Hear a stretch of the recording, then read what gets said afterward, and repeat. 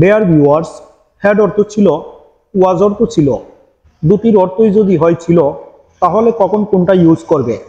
Dear viewers, had এবং ওয়াজ নিয়ে যদি তোমাদের কোনো সমস্যা থেকে থাকে, তাহলে ভিডিওটি শেষ পর্যন্ত দেখো।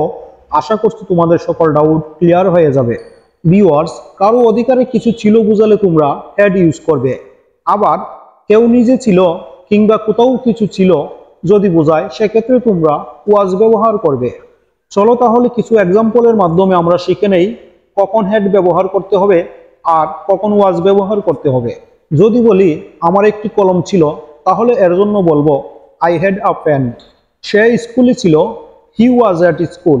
ভিউয়ার্স, যদি সেন্টেন্স দুটি খেয়াল করো তাহলে দেখতে পাবে প্রথম সেন্টেন্সটিতে আমার একটি কলম ছিল বলতে বোঝাচ্ছে আমার অধিকারে একটি কলম ছিল।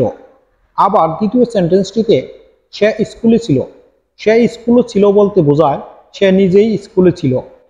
এজন্য প্রথম সেন্টেন্সটিতে আমার একটি কলম ছিল, আই হ্যাড এ পেন হয়েছে।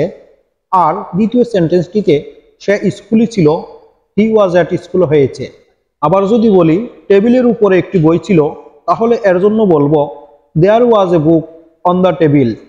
যেহেতু কোথাও কিছু ছিল বুঝালে ওয়াজের ব্যবহার করতে হয়, সেজন্য টেবিলের উপরে একটি বই ছিল, এর জন্য দেয়ার ওয়াজ এ বুক অন দ্য টেবিল হয়েছে। তাহলে চলো আরো কিছু এক্সাম্পল দিয়ে আমরা শিখে নেই কখন হ্যাড ব্যবহার করব আর কখন ওয়াজ ব্যবহার করব। যদি বলি তার অনেক টাকা ছিল, তাহলে এর জন্য বলবো হি had a lot of money. আমি সেখানে ছিলাম, আই ওয়াজ দেয়ার। তার একটা গাভী ছিল, হি হ্যাড আ কাউ। সে অনেক মোটা ছিল, হি ওয়াজ ভেরি ফ্যাট। তার একটা সুন্দর মোটরসাইকেল ছিল, he had a nice motorcycle. মেয়েটি খুব সুন্দর ছিল, the girl was very beautiful. তার একটা দামি ঘড়ি ছিল, he had an expensive watch. মা রান্নাঘরে ছিল, mom was in the kitchen. Viewers, কোনো সেন্টেন্সে যদি তোমরা হ্যাডের পরিবর্তে ওয়াজের ব্যবহার করো, সেক্ষেত্রে তোমাদের সেন্টেন্সের অর্থ পুরোপুরি বদলে যাবে।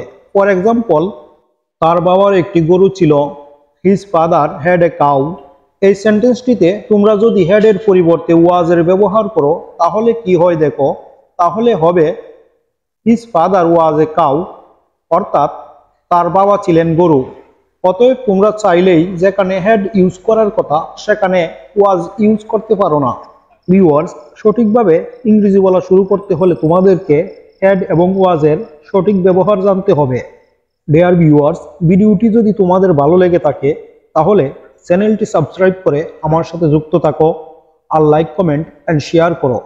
তোমাদের একটি লাইক এবং একটি সাবস্ক্রাইব আমাকে এ ধরনের শিক্ষণীয় ভিডিও বানাতে উৎসাহিত করে। আজ এ পর্যন্তই, ভালো থাকো সবাই। আল্লাহ হাফেজ।